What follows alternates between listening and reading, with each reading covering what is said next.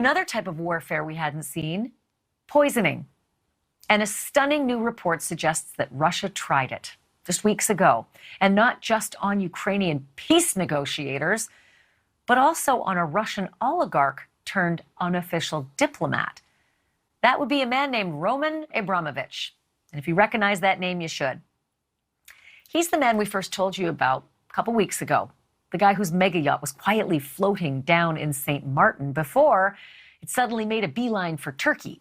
And he's the man who Vladimir Zelensky reportedly asked the president of the United States not to sanction. Let me repeat that. Don't sanction this man because of his informal role in the peace talks. The Wall Street Journal says Abramovich and two other men suffered red eyes and peeling skin, and Abramovich was briefly blinded. All of them have since fully recovered, and for the record, and this is a big if here, Ukraine's government says poisoning is pure speculation. The Americans are also weighing in, and they're even less certain that it's poisoning. A separate report from the Times of London says that Abramovich hand-delivered a peace proposal from President Zelensky to President Putin. They say it happened on Wednesday and that Putin had a reply, and I'll quote, "Tell him I will thrash them." On that grim note, I want to bring in my very special guest tonight. Marie Yovanovitch is a giant in U.S. diplomacy. In her 33 years with the U.S. State Department, she served as the American ambassador to Armenia, to Kyrgyzstan, and to Ukraine. And now she's a senior fellow at the Carnegie Endowment for International Peace. She is also the author of the brand new memoir, Lessons from the Edge. Welcome. This is wonderful to have you, Madam Ambassador. First question is a simple one. It sounded like the president was making a call for regime change. There was a clutching of the pearls around the world, and suddenly it seemed like that was walked back significantly. But does any of that matter? Does any of the semantics matter to a man like Putin? I don't think so. I think he's looking at what we're doing rather than what we're saying.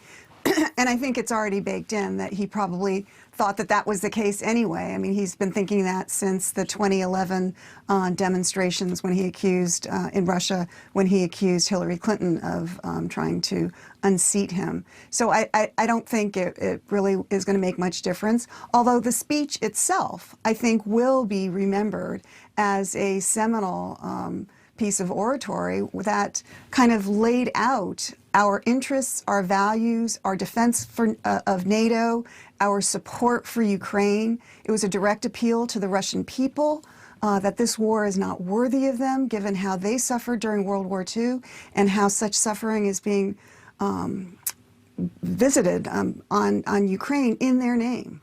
And it ended on such a hopeful note, you know, echoing John Paul II, that you know, the people will, you know, do not be afraid that the people can transform the world. And I think that that is an important thing to note. So, but everybody seemed to seize on those extraordinary, important 4 seconds. And I just want to replay that for a moment and ask you something about it. Take a look at what President Biden said over the weekend. Take a look. For God's sake, this man cannot remain in power. God bless you all. Ambassador Yovanovitch, I have to ask you, I mean, most people who've been watching this horrific bloodshed, this unprovoked attack, this immense cruelty, what looks like genocide, most people would just say that. Would you say it? Would you say that Vladimir Putin cannot remain in power?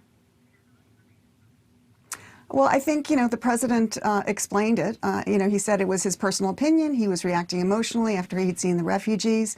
And again, you know, I don't think that the Russian government really cares about that statement. Putin's spokesperson responded almost immediately to say that, you know, the Russian government, the leadership of the Russian government is up to the Russian people. And I think that is the policy of the U.S. government.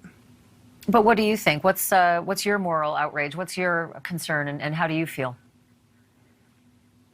I think that Putin needs to be stopped, or he is going to continue. I mean, that is what the history has shown. Putin invaded Georgia in 2008 and took 2 chunks of Georgia. He invaded Ukraine in 2014 and, not only illegally annexed Crimea, he started a war in the Donbass in the east, and he is now continuing in 2022 with this war all over Ukraine. And so I think that the Ukrainian people are asking for our help, and we need to provide that help to them.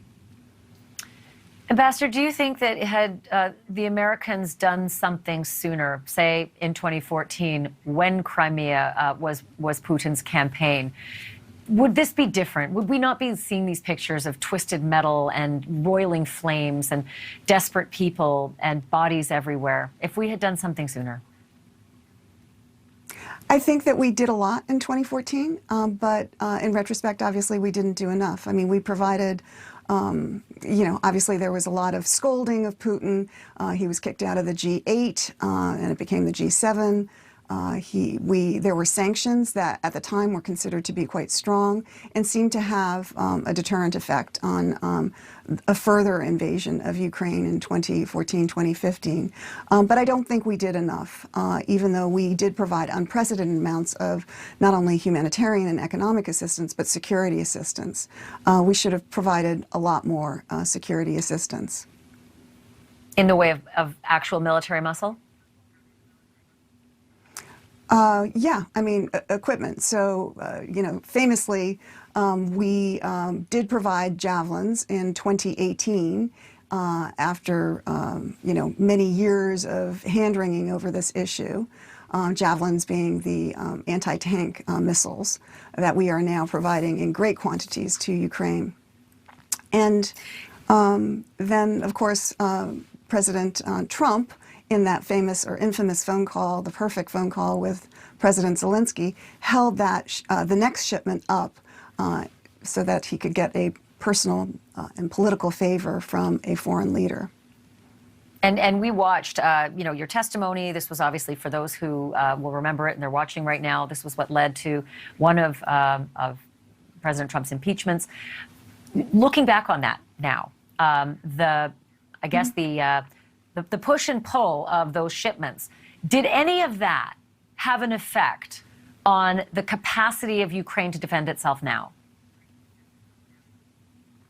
Well, I think obviously it would have been better if they had more in stores and everything else. But I think the greater impact of that incident and the Trump personal policy, as opposed to the official U.S. government policy, was that the whole world could see that this was a president who was ready to trade on his office for personal favors. That, Putin could see this and was, probably delighted that that Ukraine was just a pawn in this game. And I think other authoritarian leaders saw it as well as bad actors in the private sector, whether it was in the United States or abroad, that you could make a deal with this administration. And that undermines our national security. It undermines our foreign policy when, the incumbent of the office is trading for favors. I saw that abroad. I never expected to see it at home. Because of your posting as ambassador of Ukraine, you certainly have a better insight into people like President Zelensky and his members of parliament, the locals there. I think so many in the world have been absolutely gobsmacked about the resistance and the resilience and the strength, almost the Cossack power of these Ukrainians. Are you surprised by what you've seen in terms of how they've held the Russians off? I'm a little surprised by the ferocity of it, but I'm not surprised by the fact of it. And I think, first of all, President Zelensky, a comedian who becomes president, and then all of a sudden becomes the Winston Churchill of our times, uniting his country, inspiring his fellow countrymen, and inspiring the world. I mean, I think that's remarkable. And just his sheer courage in staying in Kyiv, a city under attack, when nobody would have, I think, criticized him for leaving and setting up a government in exile. But no, he is staying and he is leading his people and he's inspiring them. And he is reflecting his people, that will to resist when the Russians are invading their country, bombing their homes, killing the children. I mean, it is appalling. And I think that, that is the fight that we see, the resilience that we see, the resistance that we see is very Ukrainian. And, I always think back to this poet, Taras Shevchenko, who is the favorite poet of Ukrainians. And his most famous line is, "Fight on and you will prevail." And I think that is exactly what we're seeing right now. The Ukrainians are fighting on and they will prevail. Thank you for watching. Click the red subscribe button below so you can get more of NewsNation's fact-driven, unbiased coverage.